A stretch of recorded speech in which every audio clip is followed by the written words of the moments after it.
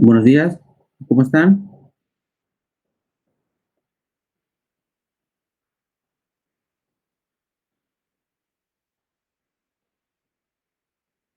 Buenos días. Buenos días, profe.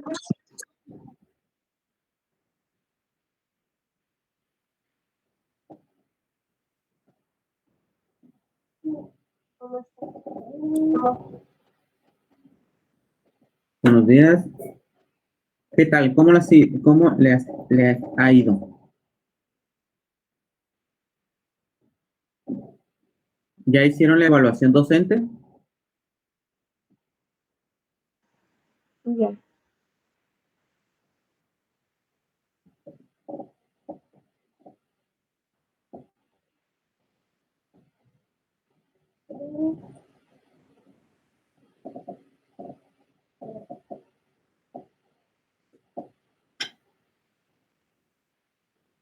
Bueno, es importante, chicos, que hagan la evaluación docente.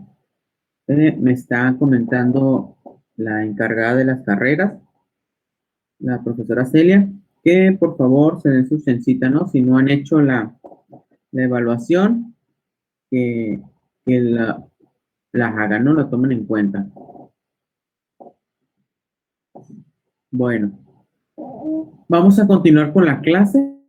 Ya prácticamente nos quedan pues, pocas clases. ¿Alguien se acuerda qué es lo que estábamos viendo en la clase pasada?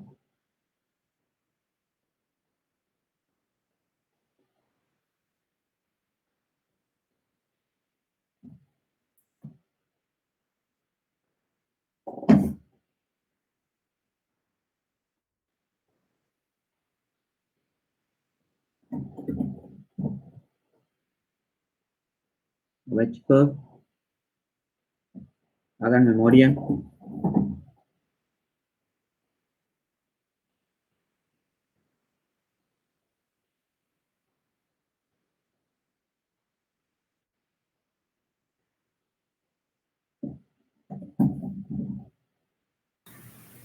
Estábamos viendo lo de Senacica. Pues una de las cosas que más me acuerdo porque lo mencionó mucho. Y de la sanidad acuícola en general.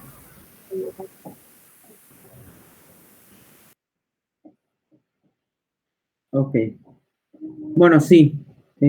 Ustedes lo van a estar escuchando seguidamente, ¿no? Lo de Senacica.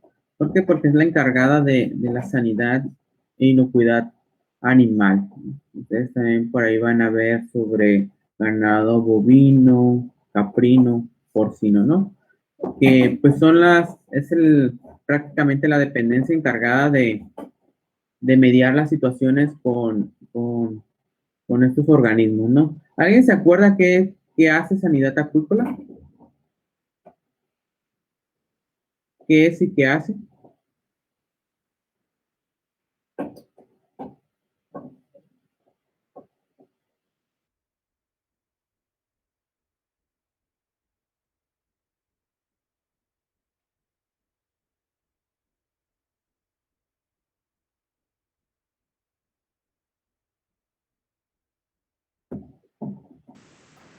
Una de las cosas es que ayudan al manejo y control de las enfermedades en los lugares donde haya producción.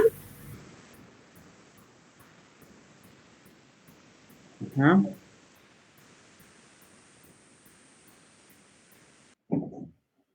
Ayuda a la prevención y diagnóstico de enfermedades. Así, claro, así es, ¿no? Acuérdense que la sanidad acuícola va a trabajar estrechamente con los productores, ¿no? Van a hacer algunas pruebas para diagnosticar enfermedades, en el caso de que presenten algunas eh, síntomas los organismos, ¿no? También para prevenir que no tengan enfermedades y para ello llevan un protocolo, ¿no? Un protocolo de sanidad acuícola que está enfocado a diferentes tipos de áreas, ¿no? En una empresa de producción, ¿no? Es, por ejemplo, muy diferente el protocolo de sanidad de organismos marinos al protocolo de sanidad de organismos terrestres, ¿no? Tiene algunas diferencias, ¿no? Sobre todo por el manejo del agua, ¿no? Acuérdense que las granjas o fincas acuícolas, su principal elemento va a ser el agua, ¿no? El agua es la que va prácticamente a mantener la salud de los organismos. ¿No? Una buena calidad de agua, no vamos a tener problemas, ¿no? O en teoría, no vamos a tener problemas. Porque ya digamos en la materia, por los diferentes tipos de filtros, el sistema hidráulico, etcétera, ¿no? Bueno. ¿Qué más? ¿Qué más se acuerdan sobre sanidad acuícola?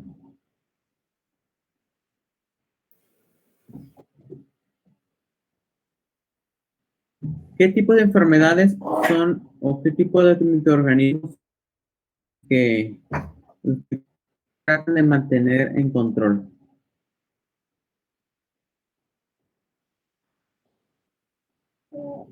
¿Qué tipo de agentes patógenos? ¿De qué tipo? Son virus, ¿no?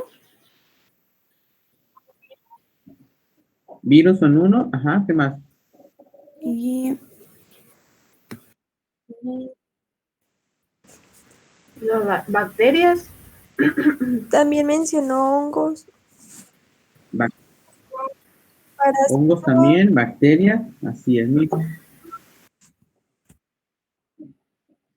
Y los parásitos, ¿no? Esos organismos que requieren al huésped, ¿no? Para poder sobrevivir.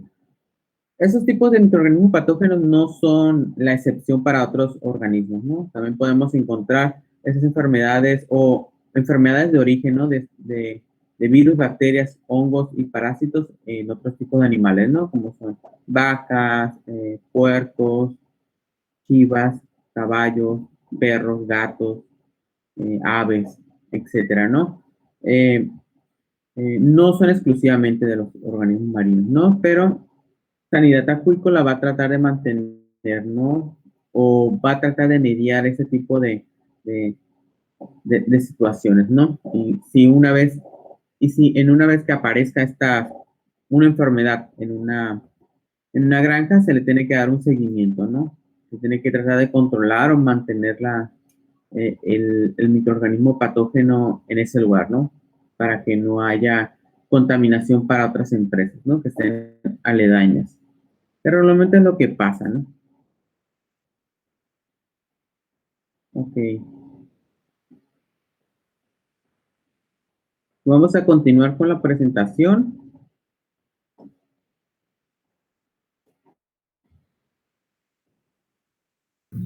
profe, ¿Sí? la clase pasada yo no pude entrar. No sé si le dijo una compañera, me dijo que le mandara un correo, pero quedó en borradores y no me había dado cuenta. Ok.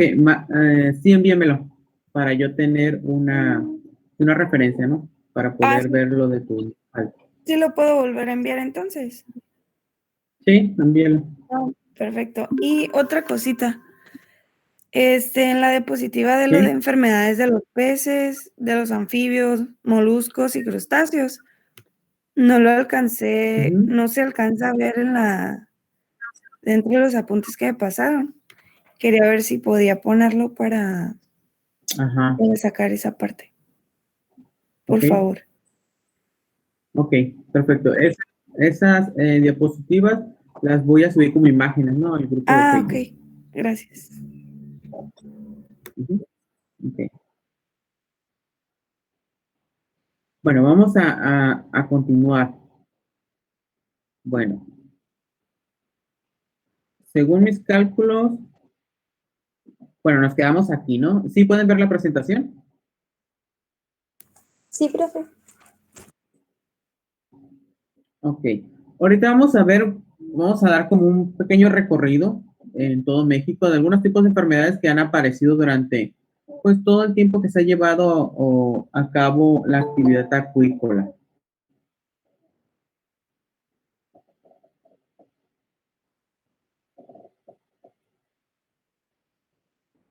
Ok. Bueno, dentro de algunas de las enfermedades fúngicas que encontramos son, por ejemplo, la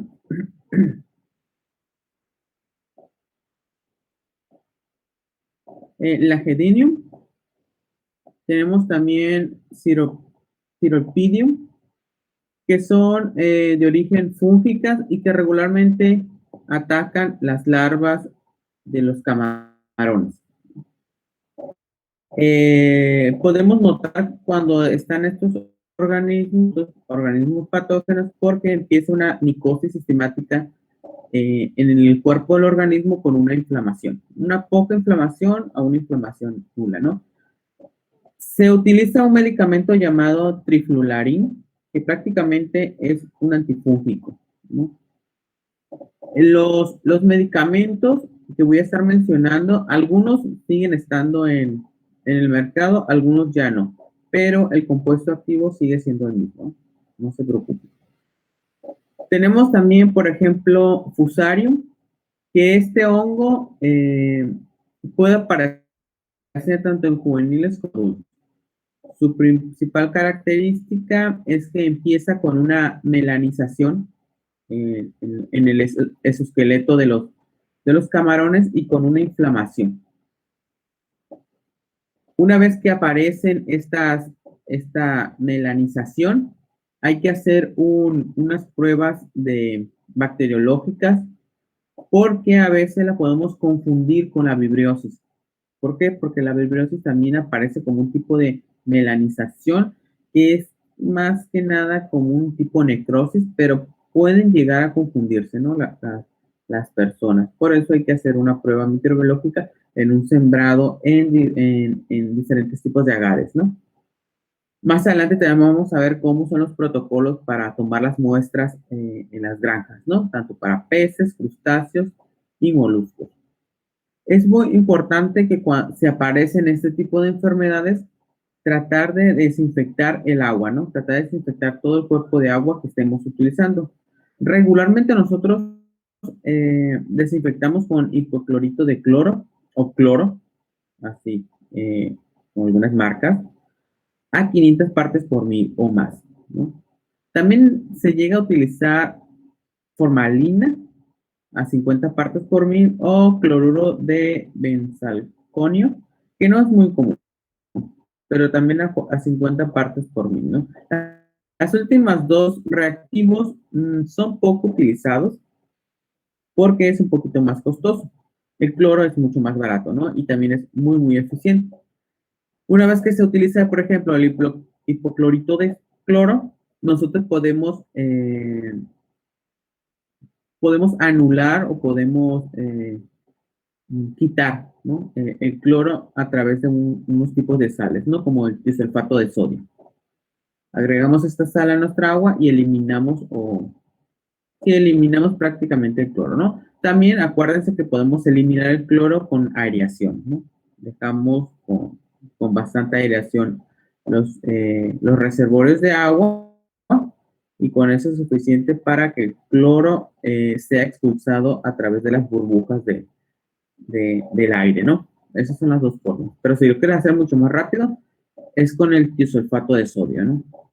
Eso es mucho más eficiente.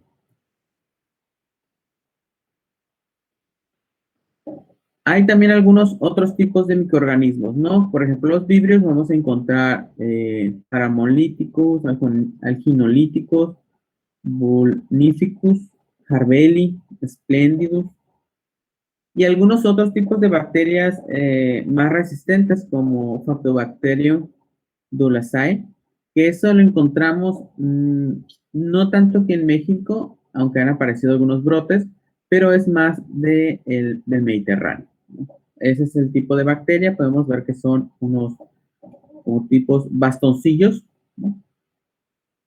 Que pueden estar unido a otro, ¿no? Que puede ser como tipo diplococo, ¿no? Parecido a los diplococos. En este caso, por ejemplo, tenemos aquí a Paramolíticus, que es un vibrio de origen marino que tiene un flagelo polar, ¿no? Este flagelo es el que le va a dar el movimiento en sí al organismo, ¿no? Es una bacteria gram negativa con movilidad, ¿no? Esta la podemos encontrar también en los alimentos, algunos alimentos de origen marino, que nos pueden llegar a producir malestar estomacal. Por eso hay que tener cuidado cuando consumimos organismos marinos, ¿no? Nos puede dar ahí un tipo de infección por vibriosis también a nosotros. Alginolíticos también es una bacteria como forma de bastoncillo con una ligera curvatura. Tiene también un flagelo de movimiento. Es gram negativo también. Y también se asocia a algunos tipos de enfermedades también se asocia a las enfermedades gastrointestinales, ¿no? Wolfinicus también es un tipo de bastoncillo que tiene un flagelo polar, ¿no? Que le va a permitir el movimiento. Y esos tipos de bacterias las podemos nosotros localizar, los podemos aislar con diferentes métodos, ¿no? Tenemos los métodos de agares, algunos tipos de métodos de tinción y también los podemos localizar a través de algunos tipos de fotografías, ¿no? De microfotografías, ¿no? Los más comunes para nosotros es utilizar, obviamente, los agares y hacer una observación a través de un microscopio de fluorescencia, ¿no? Así nos da un mejor acercamiento sobre estos microorganismos.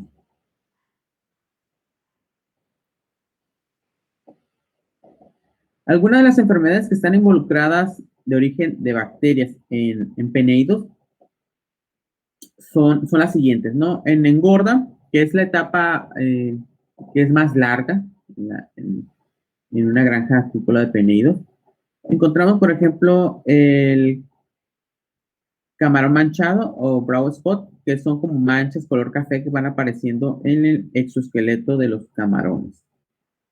Black splinter, que también es una mancha, pero estas manchas son de color oscuras, más oscuras. Encontramos vibriosis sistemáticas, que aquí sí vemos como un tipo de necrosis, pero ya casi en todo el cuerpo de los camarones. Síndrome gaviota, que prácticamente también es una vibriosis sistemática. Digamos, encontrar manchas en todo el organismo. Vibriosis luminiscente, que esta es fácil de observar porque en la oscuridad, en la noche, puedes ver cómo los camarones brillan. Pero regularmente están asociados, por ejemplo, al vibrio paramolíticos o al ginolíticos, porque tienen fluorescencia. Epibiontes bacterianos, que regularmente son manchas que aparecen también en las extremidades de los camaroncitos. Y lo que es el hepatopancreatitis necrotizante, ¿no? Que esta es producida por un tipo de bacterias paramolíticos o Harbeli y Splendidus también, ¿no? Podemos observar que el hepatopáncreas comienza a oscurecerse demasiado y los camarones empiezan a dejar de comer. Y prácticamente los crustáceos que tienen esta enfermedad mueren a los segundo, tercer día, ¿no?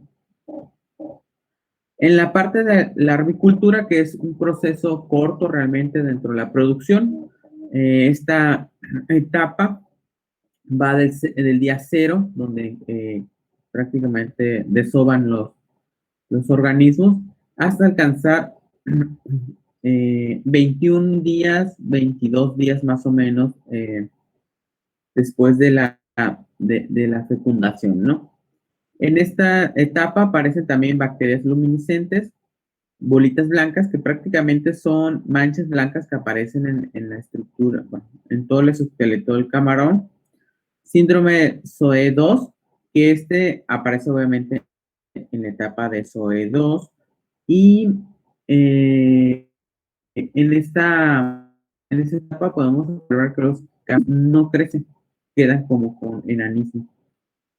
Y también tenemos algunos epibiontes bacterianos, que regularmente los epibiontes bacterianos pues son bacterias que son oportunistas y que comienzan a adherirse más a las patas de estos organismos y a lo que es la cola, ¿no? Y podemos observar después de un tiempo que comienzan a mancharse, ¿no? Esas partes de las larvas. Todas estas enfermedades son producidas por bacterias y prácticamente se tienen que mantener en vigilancia, ¿no? Sino prácticamente que no vayan a enfermarse, ¿no? Por ejemplo, las bacterias luminiscentes, también tenemos algunas cepas de Harvelis y algunas cepas de Splendidus, que no son muy comunes, pero se han aislado de algunas granjas en México, donde podemos ver que hay una colonización masiva en los apéndices, o sea, las patas de nuestros organismos, y lo que es el tracto digestivo, ¿no? Lo que es la primera parte del tracto digestivo y la parte de la boca. Los síntomas son una septicemia generalizada, ¿no? Y en la noche podemos observar que las larvas como que brillan, ¿no? Pero son producto de estos organismos, ¿no?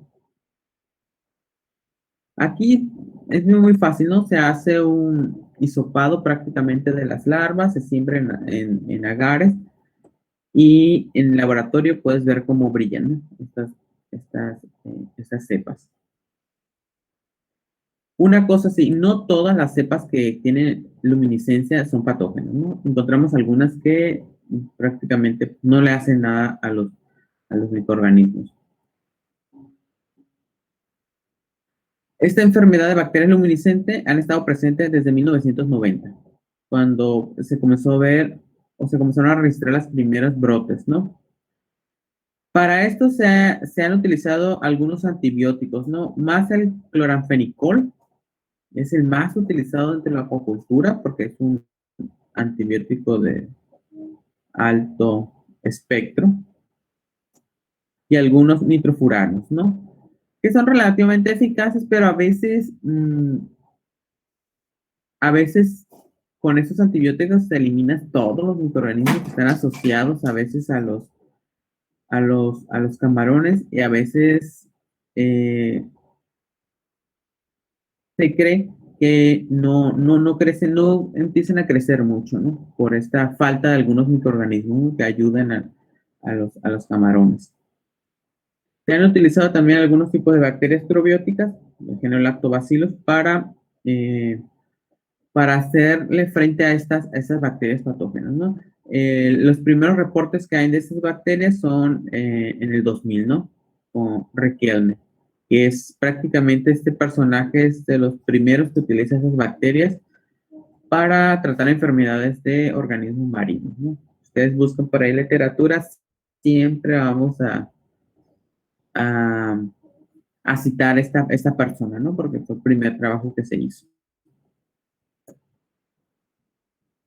También tenemos, por ejemplo, en epibiotes bacterianos tenemos a Leucotrix, que es como una bacteria, pero es un poco mucho más alargada. Es como si fuera una espirulina, pero sin el espiral.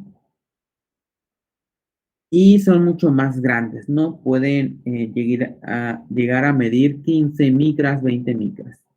Lo que hacen estos organismos es que se van adhiriendo a las branquias y no permite que haya un intercambio gaseoso, ¿no? No permite que los microorganismos respiren y pues prácticamente mueren por asfixia.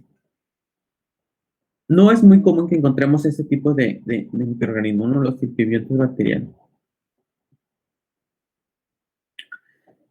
Para el tratamiento se han utilizado algunos compuestos que tengan cloro soluble, formalina, algunos tipos de oxalato, para tratar de que estos organismos no sobrevivan mucho tiempo en el agua, ¿no?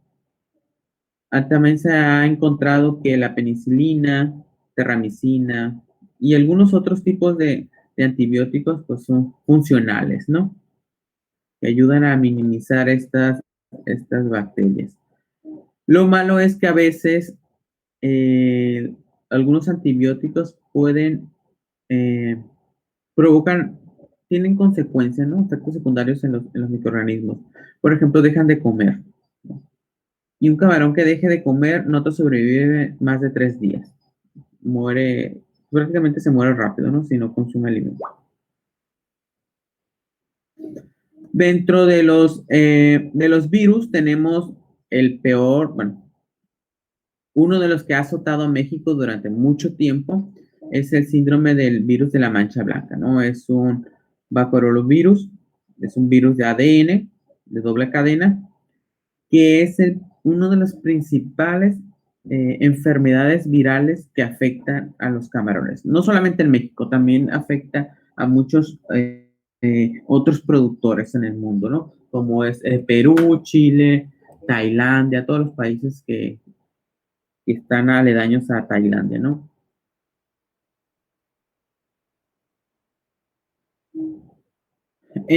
Cuando los camarones están infectados con este virus, comienzan a aparecer manchas blancas, como vemos en la fotografía, ¿no? Aquí esas manchitas blancas, y el camarón empieza a dejar de comer, ¿no? También se observa un letargo.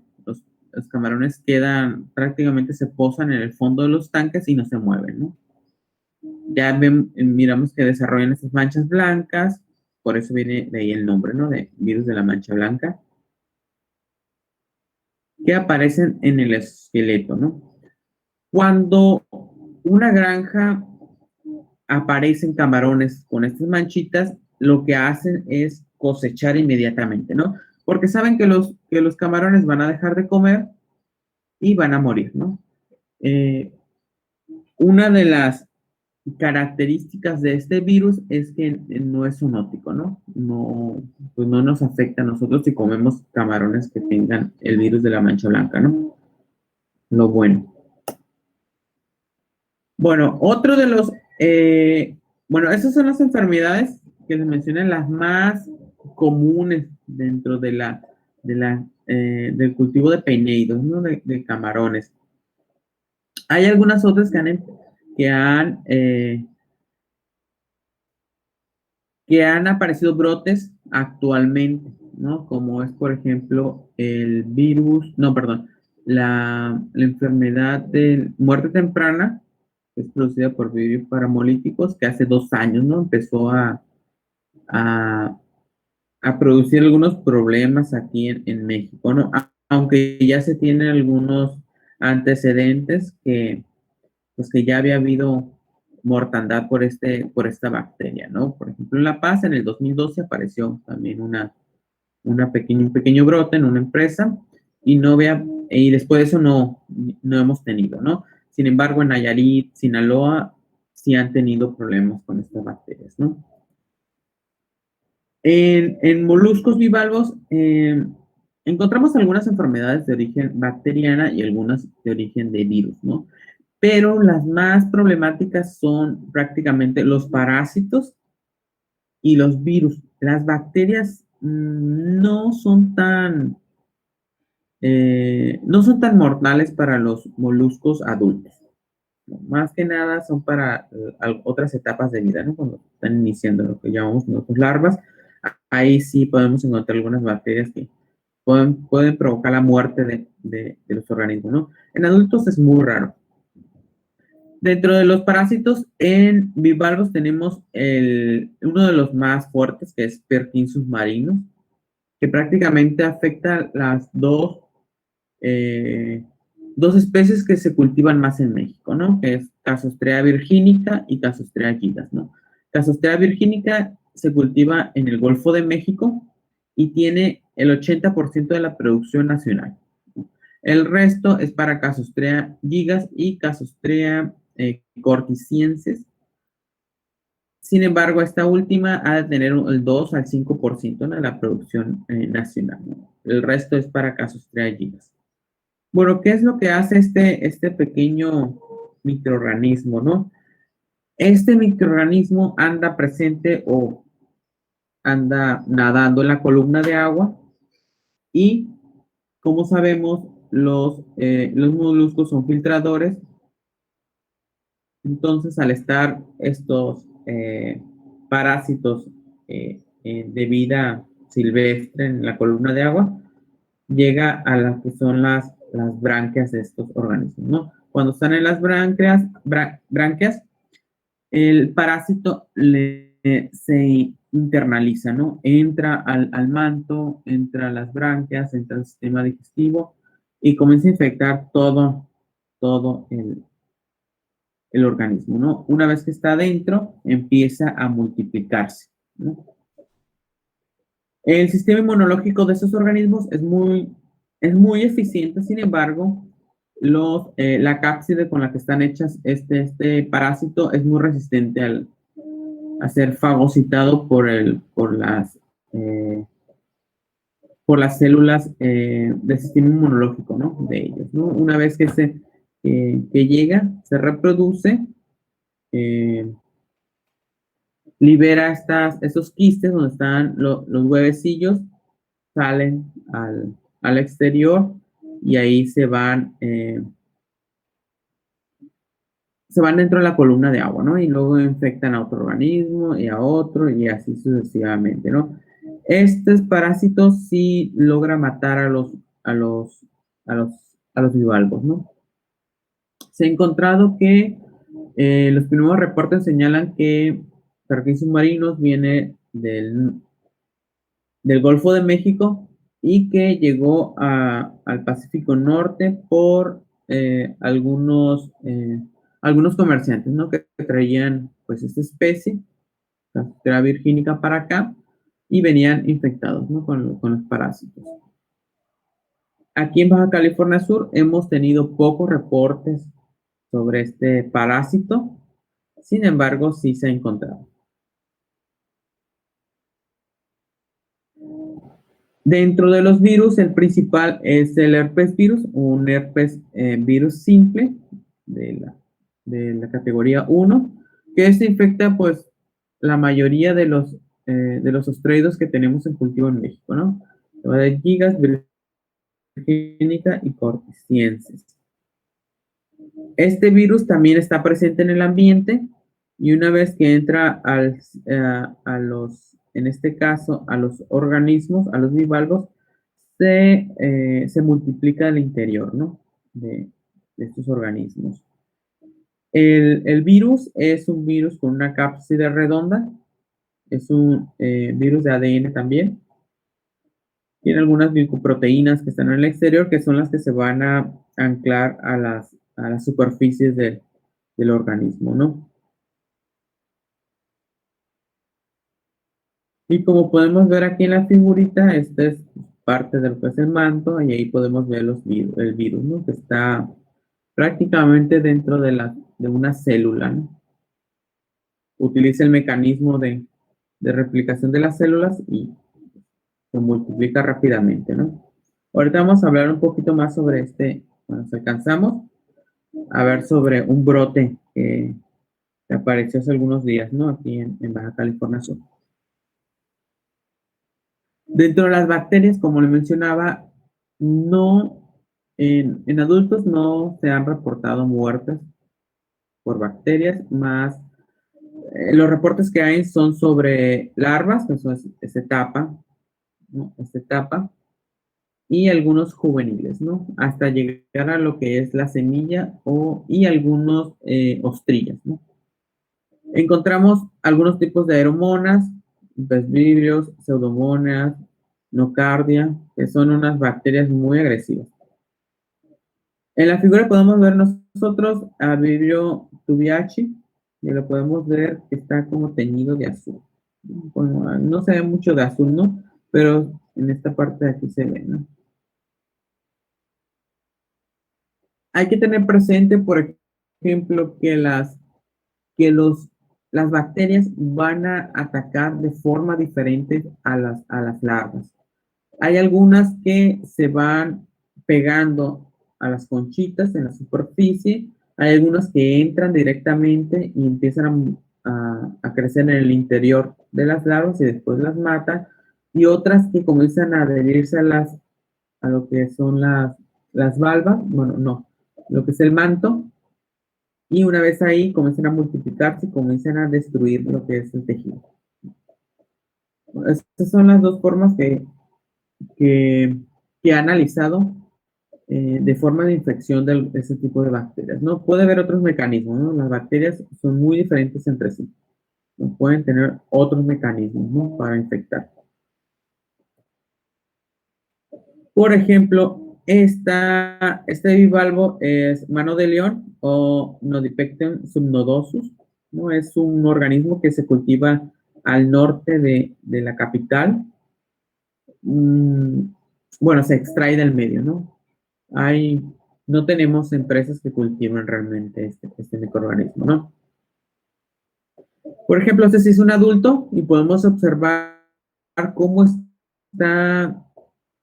tiene un color azul, ¿no? Con un color oscuro entre sus tejidos, ¿no? Esto es producido por una vibriosis, un exceso de bacterias de vibrios, ¿no? Dentro de este organismo. Parece ser que las bacterias llegaron y prácticamente se apoderaron del organismo, ¿no? Podemos ver también que en la concha tenemos detritus o materia orgánica, ¿no? En descomposición. También miramos algún tipo de necrosis. No es muy común que encontremos este tipo de organismos así con vibriosis, ¿no? Es muy, muy raro. Este organismo posiblemente tuvo algún otro tipo de infección antes para que las bacterias pudieran llegar a crecer tanto y apoderarse prácticamente del organismo, ¿no? Pero a veces sí podemos encontrar nosotros, ¿no? A este tipo de microorganismos. Bueno, este tipo de bivalvos que estén enfermos de esa forma, ¿no?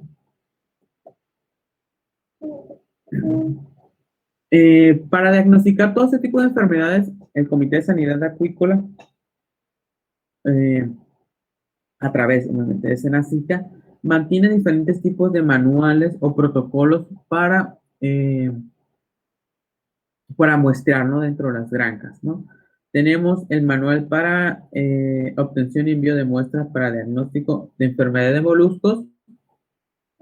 Tenemos el manual de obtención y envío de muestras para diagnóstico de enfermedades de crustáceos y el de peces, ¿no?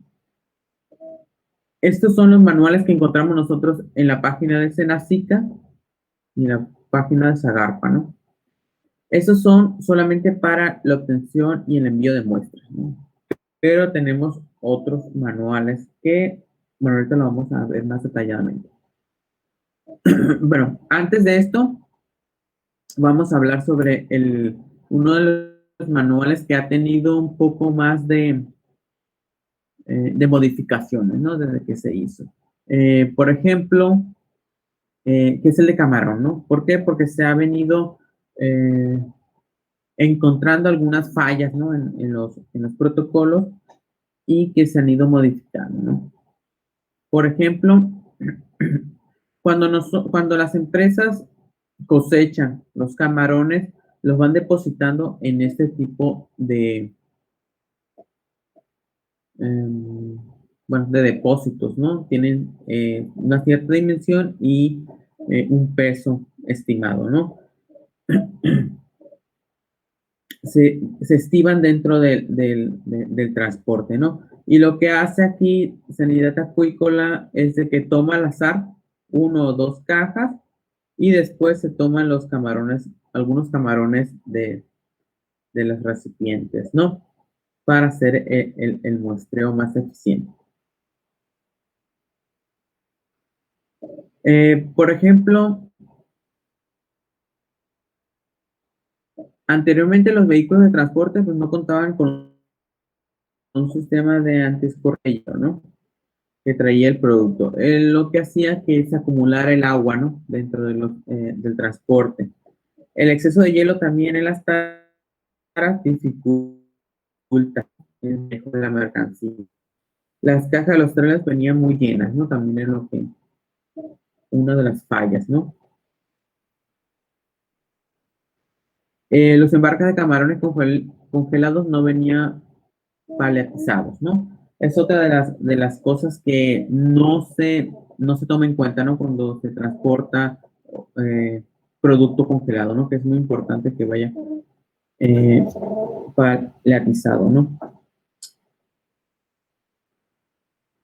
Ahora, bueno, eso es lo que se hacía antes, ¿no? ¿Hasta aquí alguna duda?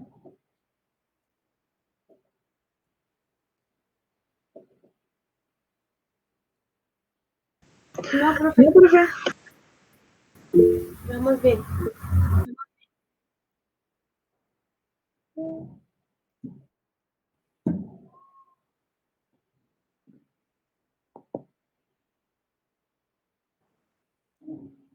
Ok. Entonces, esta es la forma que se hacía antes, ¿no? Se estibaban, ¿no? Los recipientes.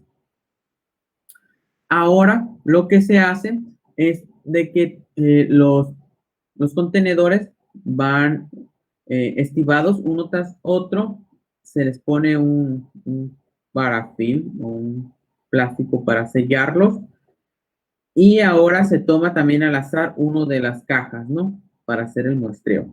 Sin embargo, también aquí dentro de las cajas los organismos van a ir embolsados. Esto le va a permitir también que tengan una mejor presentación y no vayan todos juntos, ¿no? Los organismos, ¿no? Y así es una forma más fácil de hacer el muestreo, ¿no? No tener que abrir toda una caja enorme, ¿no? Que expones a prácticamente todo el producto, ¿no? Ahora, pues vienen unas cajas más pequeñas y viene separado, ¿no? Y es mucho más fácil manipular. Bueno, en México hay varios laboratorios donde se llevan a cabo las pruebas o los diagnósticos para las enfermedades de los organismos marinos, ¿no? El de nosotros, el más cercano es el que está en Culiacán. Aquí. Sin embargo, también en La Paz ya existen, en la actualidad existen ya dos laboratorios que ya están certificados, ¿no? La información es ya hace como unos 5 años, ¿no? Aquí en La Paz ya tenemos, creo que son dos, que es el laboratorio estatal, el laboratorio estatal y está otro de un particular. No recuerdo ahorita el nombre, pero ya está certificado también, ¿no? Y de hecho ese laboratorio, este particular, fue el primero en hacer las pruebas COVID aquí en La Paz, ¿no? Porque pues, es certificado y tiene el equipo suficiente, ¿no? Bueno, cuando no se mandan a hacer las pruebas aquí en La Paz, se mandan a Culiacán. Ahí se hacen se pueden llevar a cabo las pruebas, ¿no? Y en todo México tenemos muchos lugares, ¿no? Donde se pueden llevar a cabo estas pruebas. Y regularmente son laboratorios molecular tipo 2, ¿no? Que pues tienen todo el equipo y las medidas de seguridad, ¿no? Que son muy importantes para esos tipos de laboratorios. Dentro de estos diagnósticos de enfermedades, pues tenemos varios microorganismos, ¿no? En peces, por ejemplo, tenemos herpes virus de la carpa, tenemos también la prueba de septicemia hemorrágica viral, necropsis hemapoyética infecciosa, necrosis pancreatitis infecciosa y viremia primaveral de la carpa, ¿no? Los que están en rojo son los que están aprobados. Son los diagnósticos que están aprobados a través de Senacica. Los otros que están en negro o en azul están disponibles, pero todavía no se ha estandarizado por completo el protocolo para llevar a cabo el diagnóstico. O sea, sí se hace, sin embargo, no es 100% seguro, ¿no? Para anfibios tenemos ranavirus, que es prácticamente un virus que afecta solamente a las ranas, y también una infección por Brachycocitrium dendrobatis, ¿no? Que nunca la había escuchado realmente. El ranavirus sí, pero sí se han encontrado organismos que presenten esa enfermedad, ¿no? En moluscos, el más de los pruebas que se hacen más, por ejemplo, es infección por Parkinson marinos, Parkinson olseni. También tenemos el herpes virus de ostión, la microvariante 1. Sin embargo, ya se ha encontrado una microvariante 2. Infecciones por Martelia refringes. No, esta no la hemos tenido aquí en La Paz, pero sí se ha encontrado en Ensenada, ¿no? En crustáceos tenemos necropsis epidérmica hemapoyética infecciosa, síndrome de Taura, que también es un tipo de virus, enfermedad de la mancha blanca, infección por Peneus manamei nodavirus, y hay otros tipos de infecciones también, ¿no? Por ejemplo, enfermedad de la cabeza amarilla, que hay una prueba ahí por PCR, pero pues no está bien estandarizado, ¿no? Mionecrosis infecciosa, que eso se hace a través de muestreos, ¿no? Cola blanca, etcétera, ¿no?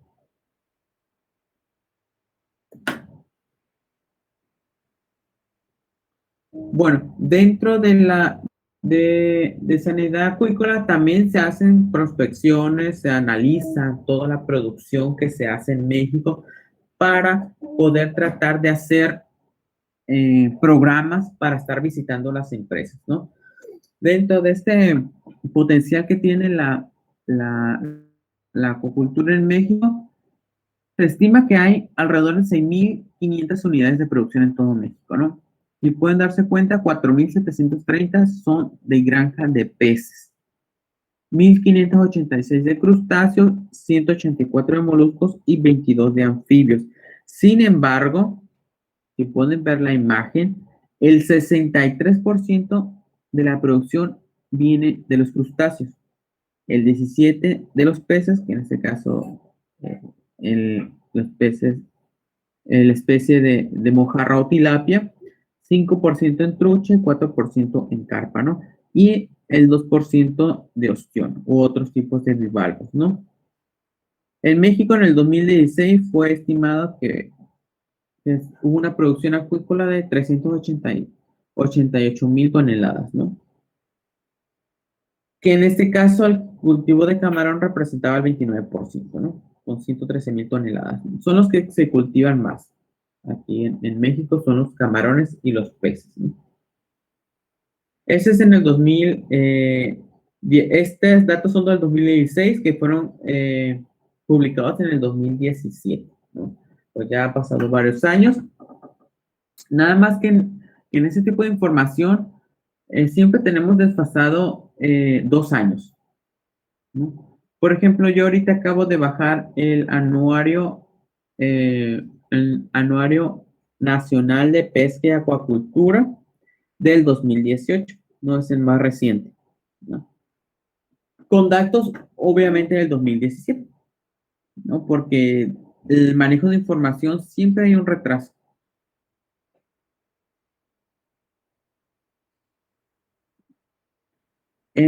Bueno, esas han sido vamos a hablar ahorita de las principales enfermedades que han azotado, ¿no? La actividad acuícola y más lo de los peneidos, ¿no?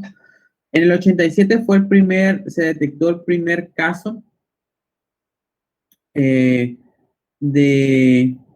una infección por virus en una granja en La Paz, ¿no? En el 87. Sin embargo, era una granja pequeña, era una granja piloto, podríamos decirlo, y no hubo ningún otro problema, ¿no? En el 95 se dio el primer caso sobre el virus del síndrome de Taura y fue registrado en Sonora, Sinaloa, Guerrero, Chiapas, ¿no? Y en el 96 en Tamaulipas. Eso fue en el 95, ¿no? En el 99 se reportó el primer caso de la enfermedad del virus de la mancha blanca, ¿no? En granjas de Litopeneo panameño, ¿no? En el 99. Ese ya fue así registrado como tal, ¿no? Sin embargo, años antes ya habían tenido por ahí algunos reportes, pero no eran muy concretos los reportes. En el 2007 ya con Senacica, ya Senacica absorbe lo que es la parte de sanidad acuícola y pesquera. Ya es los encargados de promover los protocolos, de hacer las inspecciones, etcétera, ¿no? Y en el 2013 aparece la primera mortalidad atípica por paramolíticos toxigénicos, ¿no? En realidad fue en el 2012, pero se reportó hasta el 2013, ¿no? Porque fue a finales del 2012, lo que fue los muestreos y todo, se llevaron como 2-3 meses y pues ya era el final prácticamente del año, ¿no? Pero ya en el 2013 ya se confirmó la presencia de este virus, ¿no? Virus paramolítico toxigénico, que es el problema que está recientemente. Bueno, para mitigar esos tipos de problemas que azotan a los países y que pudieran expandir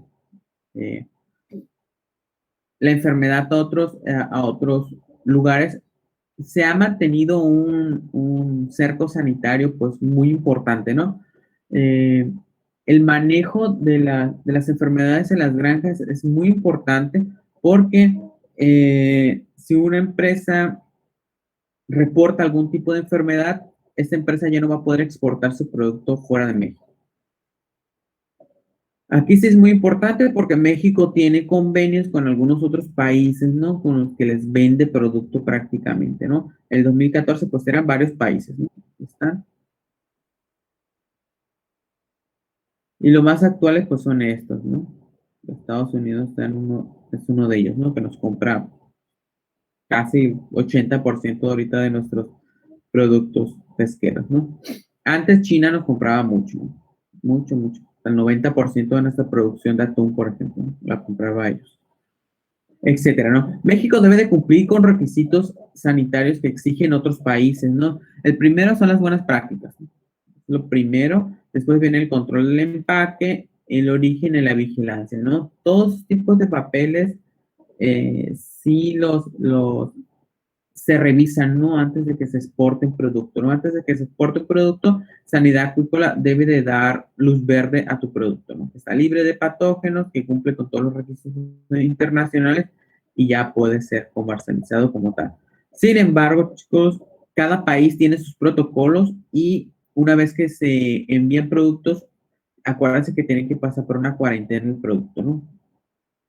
Cuando llega al país donde se comercializa, ellos hacen sus pruebas y todo, ¿no? Si pasan todas sus pruebas, entonces ya entra al país como producto comercial. En moluscos, pues prácticamente este manual está dirigido para prácticamente buscar perquinsus marinos y herpes virus. Por ejemplo, en este caso de ostión, ¿no? Que es las granjas que pues hay más aquí en Baja California Sur, ¿no? De Casostrella gigas. Bueno, ¿qué se hace en este caso? En este caso se tiene que preparar un material, ¿no? Obviamente, como cualquier otro tipo de muestreos, ¿no? Se tienen que ocupar guantes, se tienen que ocupar pues, las canastas donde van a mover los productos que estén desinfectados. Algunos tipos se ocupa también equipo de disección, ¿no? Son pinzas, navajas, etcétera, ¿no? Se deben de llevar también bolsas para colocar el material y los organismos, ¿no? Etanol y algunos otros utensilios, ¿no? Que vamos a manejar para tomar las muestras, ¿no? Es importante también una hielera con su hielo, obviamente, y etiquetar perfectamente cada uno de las muestras, ¿no? Eso es sumamente importante, ¿no? En este caso, por ejemplo, para perquinsus marinos y para herpes virus, se requiere una muestra para hacer una PCR. Regularmente nosotros mandamos la muestra en una solución. Puede ser una solución de cloro o también tenemos algunos otros tipos de soluciones que van a permitir que la muestra se vaya que no pierda los ácidos nucleicos, ¿no? Hay que limpiar perfectamente los organismos. Regularmente lo limpiamos nosotros con cloro. Así prácticamente con cloro limpiamos pues, las conchas de los organismos y después se tiende prácticamente a abrir, ¿no? Los organismos y tomar las muestras. Es muy, muy importante que se etiquete perfectamente los contenedores de las muestras, ¿no? Uno de los principales problemas que se tiene es en el etiquetado, ¿no? A veces no etiquetamos bien los tubos o las bolsas donde van las muestras y ahí puede venir pues, un problema, ¿no? Después no se sabe prácticamente de qué lote fue, de qué lugar fue la muestra, ¿no?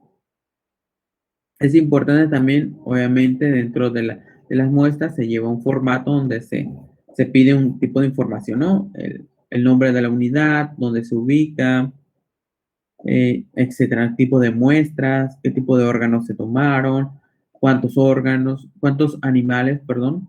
Regularmente se debe de tomar 30 organismos para muestrear, ¿no? O sea, sería prácticamente 30 ejemplares. En este caso, por ejemplo, si tomamos las branquias, no tienen que ser 30 branquias, ¿no?, de organismos, etcétera.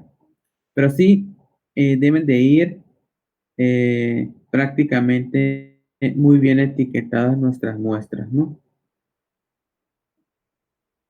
Y para hacer la obtención de las branquias, en este caso, hay que retirar las valvas del organismo. Hay que retirar primero la valva más recta del molusco, que es esta. La retiramos cuidadosamente. Y después vamos a ir a la branquia y vamos a tomar la muestra, ¿no? El tamaño de la branquia debe de ser más o menos, debe de pesar alrededor de unos 50 nanogramos o hasta pueden ser unos 100, un gramo, 2 gramos, ¿no?, de tejido para el muestreo. Es muy importante que una vez que se corte la branquia, se deposite en el tubo, en el microtubo, y este tenga el agente que va a mantener tu muestra, ¿no? En algunos casos se utiliza alcohol, pero utilizamos más otro tipo regularmente se puede utilizar alcohol, pero utilizamos otros agentes que tienen más sales, ¿no?, para mantenerla estable la muestra. Y como les comentaba, algunos de los problemas más recurrentes que tenemos en este tipo de muestras, pues son, uno, que los viales estén muy saturados de tejido, o sea, que vengan con mucho tejido, y el agente estabilizador sea muy poco. Y si el agente estabilizador es muy poco, el tejido se va a ir degradando poco a poco, ¿no? Y puede ser que tengamos algunos problemas cuando estemos procesando las muestras, ¿no? También se menciona dentro del protocolo que podemos mandar pools. Pools son prácticamente, es una muestra, es un tubo que tenga en el interior varios tejidos de hasta menos 5 organismos, ¿no? Eso es un pool. También es válido, ¿no?, mandar un pool de tejido. Ok, la saturación del tejido. Eso es uno.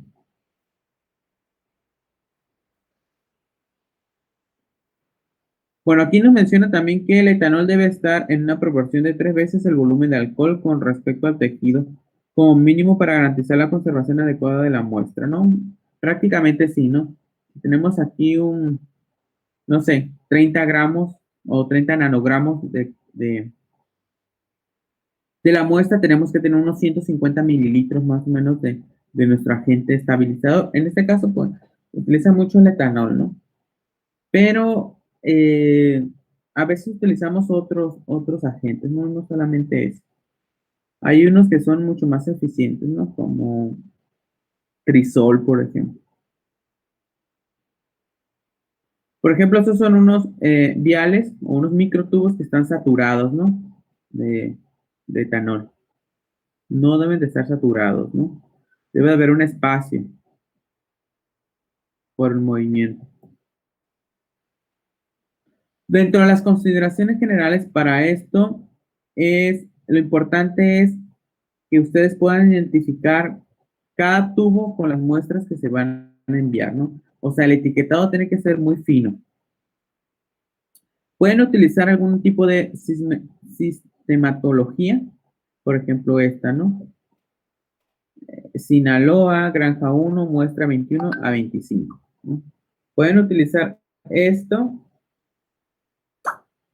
Pueden utilizar ustedes este tipo de códigos o también pueden ponerle 1, 2, 3, 4, 5 y en la hoja de envío ahí poner los datos, ¿no? Para que no haya tanto problema.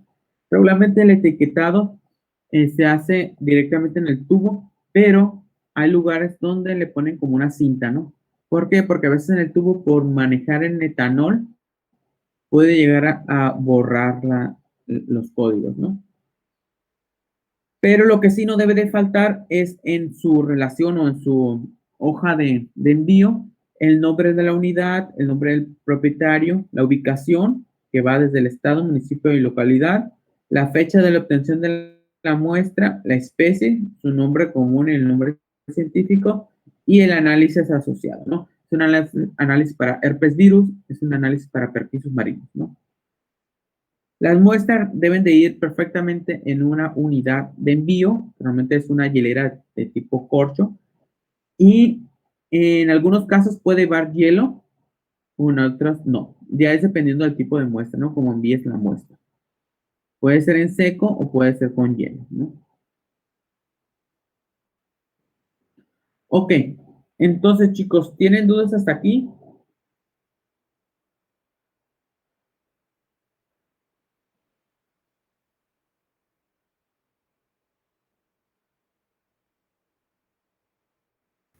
Por mi parte no, maestro. Ha quedado claro. Bueno, Igual yo no tengo dudas. ok. ¿Pueden ver la pantalla? Sí, Sí, profe. Bueno, aquí yo descargué el anuario estadístico de acuicultura y pesca del 2018, ¿no? Ocupo sacar unos datos de ahí, pero como pueden ver es un extenso, ¿no? Son 293 hojas. Y ahí viene toda la producción en volumen de cada estado, de cada organismo, ¿no? Pero lo que les quería enseñar yo... ¿dónde está?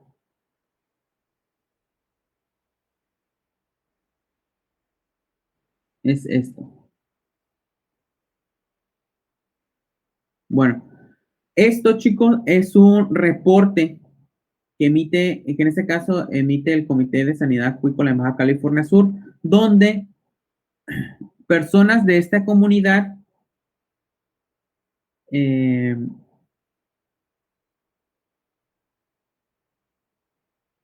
vieron que sus organismos que tenían cultivando estaban muriendo, ¿no? Entonces, esto fue el 25 de marzo, cuando se hizo el primer reporte, ¿no? El primer reporte donde, pues, abarca muchas empresas acuícolas. Todas esas empresas, o sea, todas esas asociaciones son de ostión, ¿no?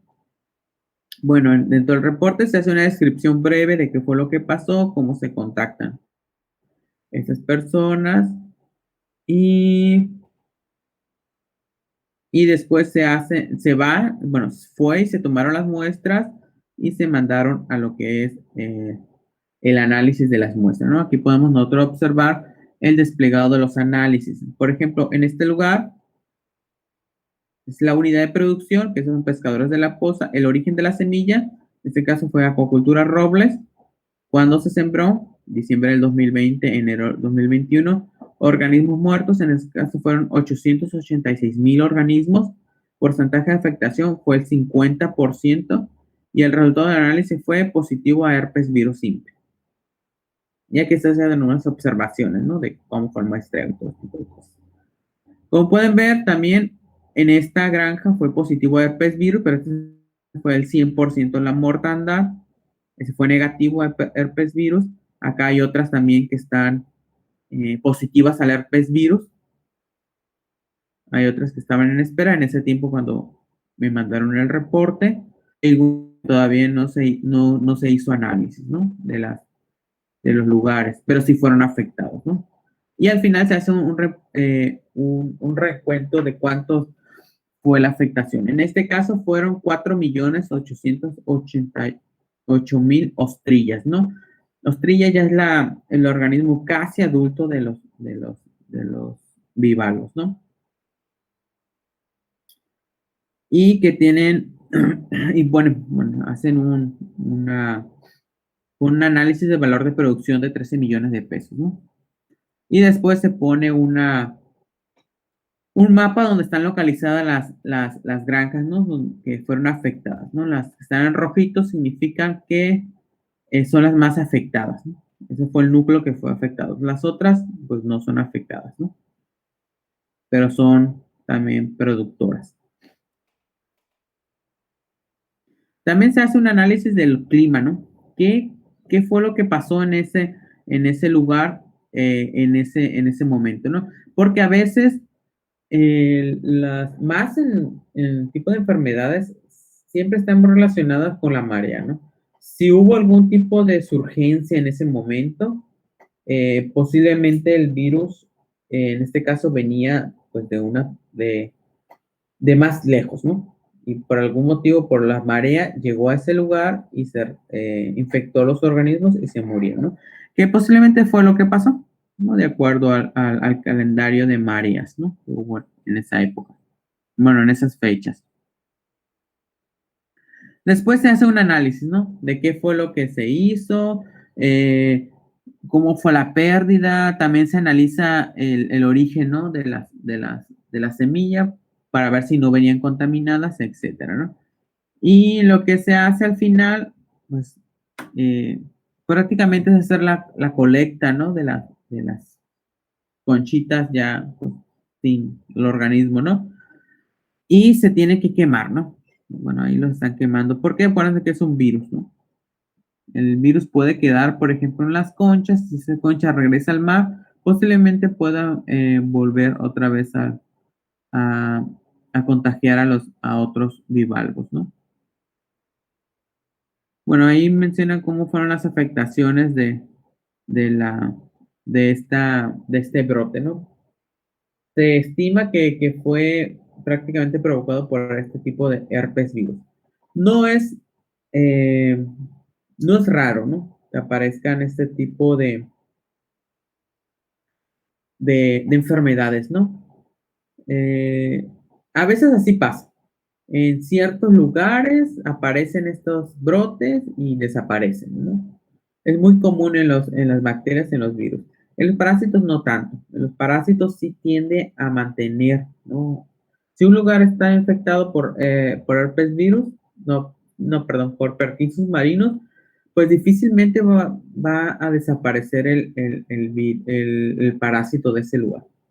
Por eso mantenemos ciertas restricciones en algunos lugares donde se ha localizado este tipo de parásitos, ¿no? Gabriela, ¿tienes alguna pregunta?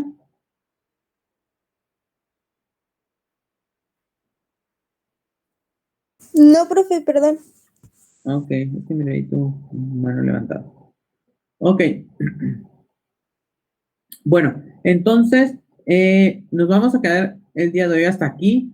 En la página, en su plataforma, les dejé unos manuales que me proporcionaron el Comité de Sanidad Acuícola para que ustedes lo revisen, ¿no? También.